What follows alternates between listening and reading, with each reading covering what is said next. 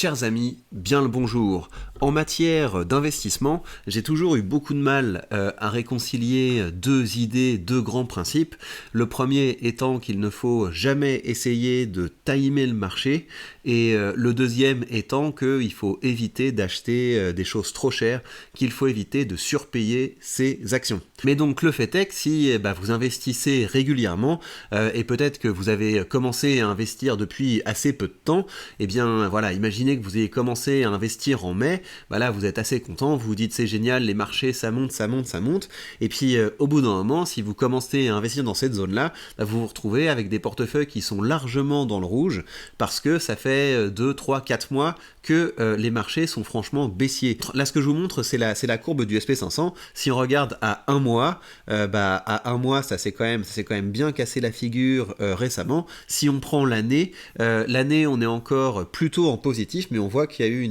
quelque chose comme une inversion de tendance depuis la mi-juillet, et là les marchés ont l'air franchement bien disposés à descendre. Et donc face à ces mouvements qui sont classiques, il n'y a rien d'inquiétant, les marchés boursiers c'est comme ça monte, ça baisse, et bien moi je n'ai pas envie d'avoir du cash, je n'aime pas cette idée d'avoir du cash en portefeuille, parce que je n'aime pas aller contre le marché, voilà, je trouve ça, et puis même je trouve ça assez ennuyeux d'avoir du cash en portefeuille. Moi quand j'ai du cash en portefeuille, j'ai envie de l'investir dans des actions, dans des ETF, parce que c'est ça qui m'intéresse. J'ai envie de posséder toujours plus de parts d'entreprise. Et si je commence à jouer, à me dire ouais les marchés vont descendre bientôt, donc je vais vendre, me mettre en cash pour attendre la correction, etc. Je pense pas que ce soit une stratégie viable. Et d'ailleurs il y a beaucoup d'études qui montrent que les gens qui essaient de timer le marché sous-performent les gens qui n'essaient pas de timer le marché et qui investissent régulièrement sans trop se préoccuper de la direction du marché. Et donc le fait est que là moi je me retrouve dans une situation, et vous vous retrouvez peut-être dans cette situation, où je commence à avoir des choses en portefeuille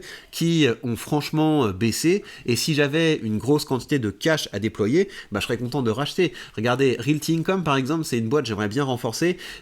J'aurais renforcé Realty Income au cours des dernières semaines si j'étais pas déjà autant exposé à l'IMO, vous voyez, parce que je possède ma résidence principale, j'ai d'autres apparts que je loue, j'ai une partie de mes investissements qui sont également dans la plateforme Realty. Vous voyez, j'ai un portefeuille de 10 000 euros, près de 11 000 euros,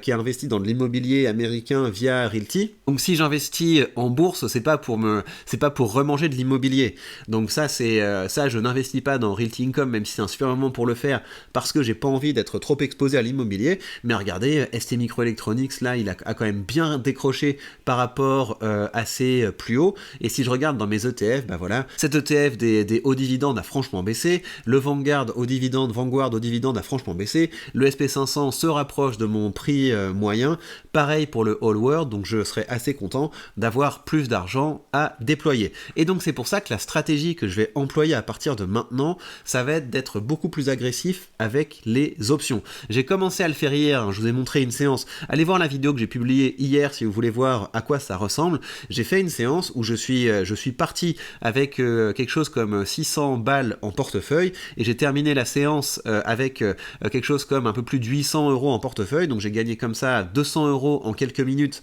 en travaillant sur mes options, et je vais faire ça de façon beaucoup plus agressive pour avoir toujours plus de cash à investir pour profiter de ces baisses de marché. Alors, concrètement, comment ça va se passer, à quoi ça va ressembler? Et vous voyez qu'avec cette chute des marchés, j'ai plein d'options qui deviennent intéressantes. Regardez, j'avais une option STMicroelectronics à échéance de mars, voilà, elle est à la moitié du prix, et donc quand on arrive dans la zone où ça touche la moitié du prix, ça commence à devenir intéressant de travailler dessus, ça commence à être intéressant de faire tourner ces options. J'ai une option AXA qui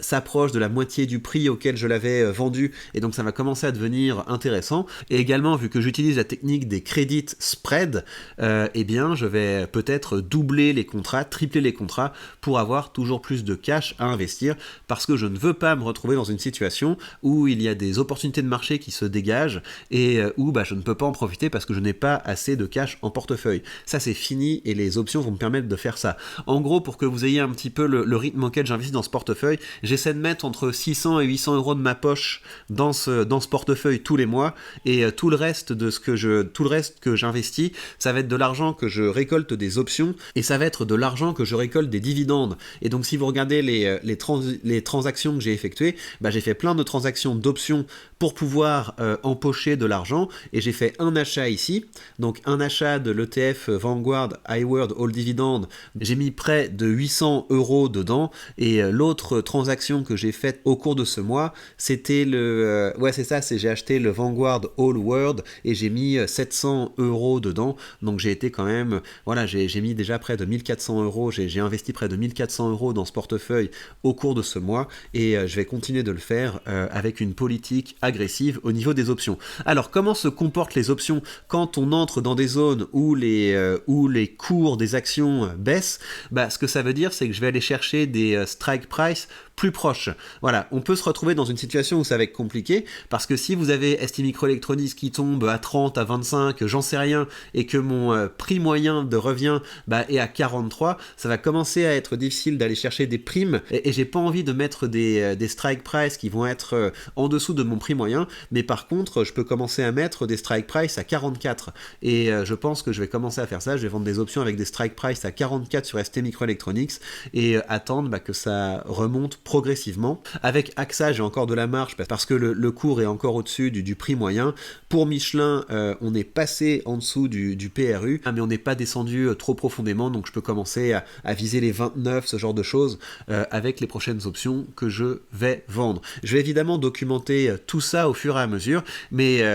pour moi, ce qui est important que vous compreniez, c'est que c'est possible, si vous avez une bonne stratégie de vente d'options, de pouvoir générer plus de cash dans ces périodes de baisse de marché, pour ne pas vous retrouver dans cette situation désagréable où vous avez l'impression qu'il y a plein d'affaires, que vous avez des positions qui sont en train de redevenir intéressantes, mais vous n'avez pas les moyens de pouvoir renforcer votre portefeuille. Donc l'effet de ma politique agressive en matière d'options, ça va avoir un impact ici. Donc vous voyez qu'on est au mois d'octobre et que j'ai déjà empoché 1295 € des revenus de mes investissements, et la grosse partie de ça, c'est les options. Je ne sais pas si vous vous rendez compte, mais grâce aux primes des options, j'ai touché plus de 1000 € dans ce mois d'octobre, et donc ça, c'est évidemment de l'argent que je réinvestis ici dans la partie ETF de mon portefeuille, qui va grandir,